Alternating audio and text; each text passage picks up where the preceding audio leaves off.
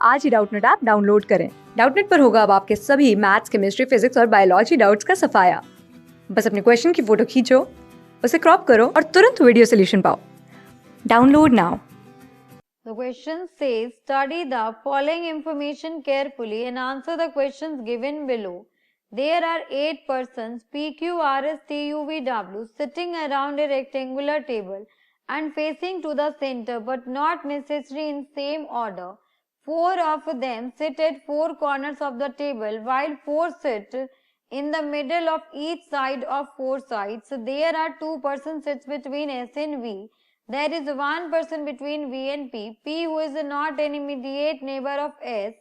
R is neither an immediate neighbor of P nor S. U sits to the immediate right of V.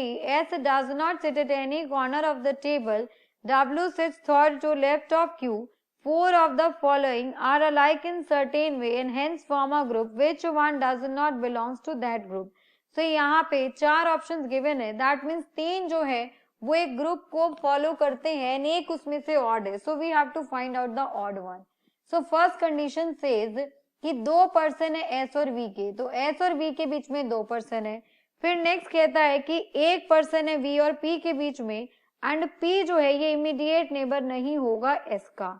फिर given है यहाँ पर R is neither an immediate neighbour of P nor S. So R जो है ना तो P के पास आएगा ना ही एस का नेबर होगा.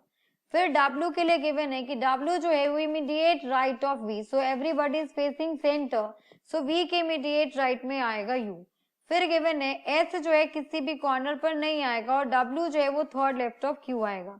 सो first of all they are sitting around a rectangular table. सभी लोग रेक्टेंगुलर टेबल के अराउंड बैठे हैं and they are facing centre. So यहाँ पर 4 लोग कॉर्नर पे बैठे हैं तो 4 लोगों को कॉर्नर पे ले लिया एंड 4 लोग जो है वो मिड ऑफ द साइड, तो ऐसे बैठ गए. इस केस में भी यहाँ पर आ गए. 2 कंडीशन लेके चलते हैं पजल्स में, हमेशा एक कंडीशन आपकी एलिमिनेट हो जाती है और एक ही रह जाता है. अब यहाँ पर गिवन है कि एस किसी कॉर्नर पे आएगा नहीं, एस मेरा किसी कॉर्नर पे नहीं आएगा और एस और वी के बीच में 2 लोग हैं. सो अगर मैं इसको यहाँ रख दूं तो 1 2 वी यहाँ आ गया. इस केस में 1 2 V यहाँ आ गया. फिर V के आते ही हमें पता है कि V के इमीडिएट राइट में U है, तो ये रहा V का लेफ्ट, ये का राइट. इस केस में V का लेफ्ट है, V का राइट. खुद को एज्यूम करेंगे तो हमें डायरेक्शन पता लग जाएगी. सो V के इमीडिएट राइट में U है, तो V के इमीडिएट राइट में U है. यहाँ तक कोई इशू नहीं है. V और P के बीच में एक पर्सन है, तो ये रहा V. यहाँ पर P नहीं आ सकता बिकॉज P S का नेबर नहीं है, तो यहाँ पर P कंफर्म आ गया. ये रहा V, तो यहाँ पर P कंफर्म हो गया बिकॉज अगर P यहाँ आता तो P S का नेबर हो जाता, तो इससे ये क्लियर हो गया कि P यहाँ तो नहीं आने का. फिर गिवन है कि R जो है वो P का नेबर नहीं है, तो R यहाँ नहीं आ सकता. R S का भी नेबर नहीं है, तो यहाँ भी नहीं आ सकता. सो R के लिए जगह बच गई कि यहाँ आ जाएगा. इस केस में R यहाँ नहीं आएगा क्योंकि S का नेबर हो जाएगा, यहाँ नहीं आएगा क्योंकि S का नेबर हो जाएगा, यहाँ नहीं आएगा बिकॉज P का नेबर, यहाँ भी P का नेबर, तो R के आने की जगह बची ही नहीं, तो ये आपका एलिमिनेट हो गया. सो ये डायग्राम आपका एलिमिनेट हो गया, ये आपका आंसर नहीं हो सकता. सो इस डायग्राम को हम प्रोसीड करेंगे. अब यहाँ पर गिवन है कि W जो है वो third to left of Q है. सो Q को मैंने यहाँ बिठाया, सो Q का लेफ्ट ये, Q का राइट ये.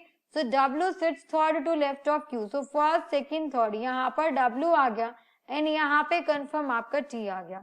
नाउ यहाँ पे देखिए ऑप्शन जो ऑप्शंस में P है ये आपका कॉर्नर पे है. V को देखें तो ये भी आपका कॉर्नर पे है, Q भी आपका कॉर्नर पे है एंड T भी आपका कॉर्नर पे है. तो सभी यहाँ पे आपके पास कॉर्नर पे भी है. P है, V है, Q है एंड T है. तो हमें इसमें ऑड फाइंड आउट करना था, तो यहाँ पे कोई भी ऑड नहीं है. No one is odd as all are sitting at the corners. All are sitting at the corner. सभी पर्सन्स यहाँ पर कॉर्नर पे हैं, तो यहाँ पे कोई भी ऑड नहीं है, तो आंसर होगा आपके पास नन. आंसर विल बी, यहाँ पर आंसर आएगा आपके पास none. So none is the correct answer. None is the correct answer. Thank you.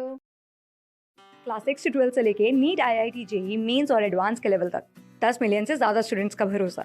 आज ही डाउनलोड करें डाउटनेट ऐप या व्हाट्सएप कीजिए अपने डाउट्स 8400 400 400 पर।